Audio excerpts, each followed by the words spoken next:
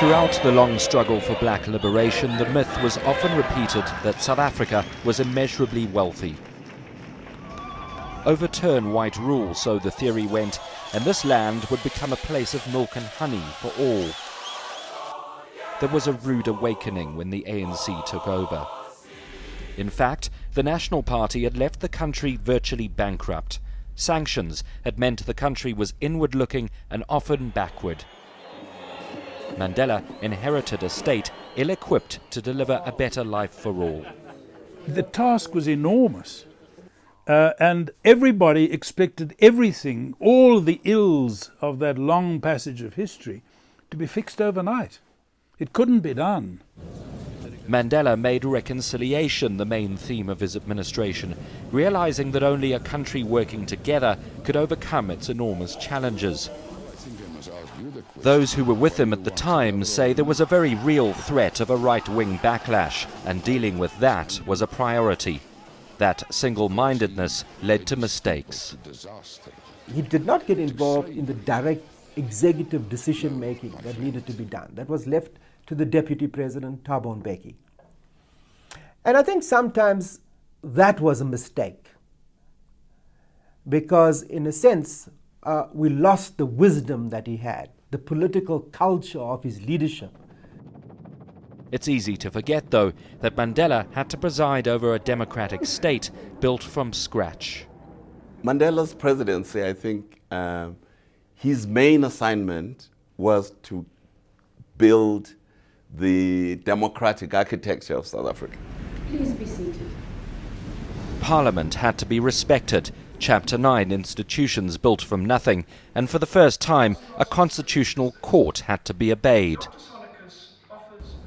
When his government lost the first case in the Constitutional Court, he rushed to the offices of the SABC in order to speak on radio, on television. We are naturally disappointed in having lost the case, but we are a democracy. We respect the rule of law. We will accept the decision and obey the order of the court.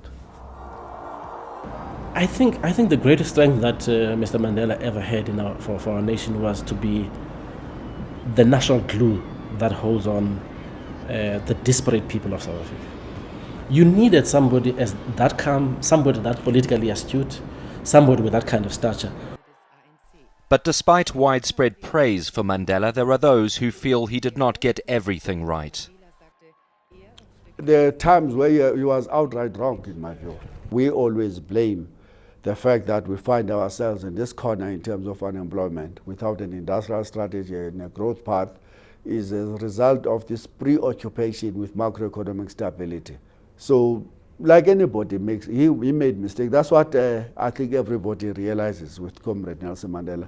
In my discussion with him, and he will be in stitches on many issues, personal blunders that he made.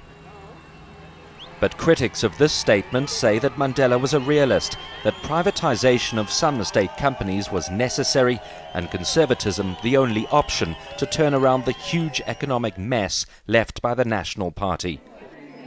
Nevertheless, there are other areas where it's generally accepted Mandela was caught off guard. I think the HIV/AIDS epidemic crept into the country silently and unnoticed. The country, of course, was massively preoccupied with the huge political change that was taking place. The education system has to be laid down as a failure from the very start. Bantu education was perhaps the most evil feature of the apartheid system, and he did a great deal of damage in those first years. There was also a suggestion that Mandela was too soft on those leaders accused of human rights abuses, Muammar Gaddafi in Libya, Suharto in Indonesia, and even Robert Mugabe just north in Zimbabwe. But some say this was a new South Africa with radically different foreign policy ideas. It would have been wrong for the first black president of South Africa suddenly to become the lackey or the front man for the white Western governments. After all, it is an African country. I think that stamp had to be put on it.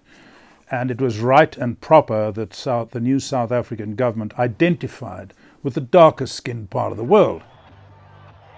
Rarely for a politician, what Mandela could never be accused of was dishonesty. Mandela could have chosen, to be a multi-billionaire and all of those things. And I think the fact that his image is equated to that of a saint, he would have gotten away with all of those things. But instead, he chose to continue to work for the community. Mandela's legacy as president remains. For me, what's very special about Nelson Mandela are four things. Firstly, he defied apartheid successfully.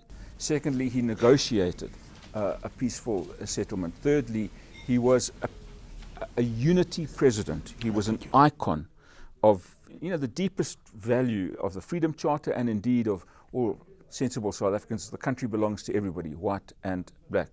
And fourthly, he surrendered power gracefully. Despite whatever mistakes Mandela made, he was clearly the right president for the right time. No one disputes that. Setting an example to other African leaders by stepping down after one term may yet be his greatest gift to South Africa. The long walk continues. Ndlela ntle, mooi loop, tsela tshweu.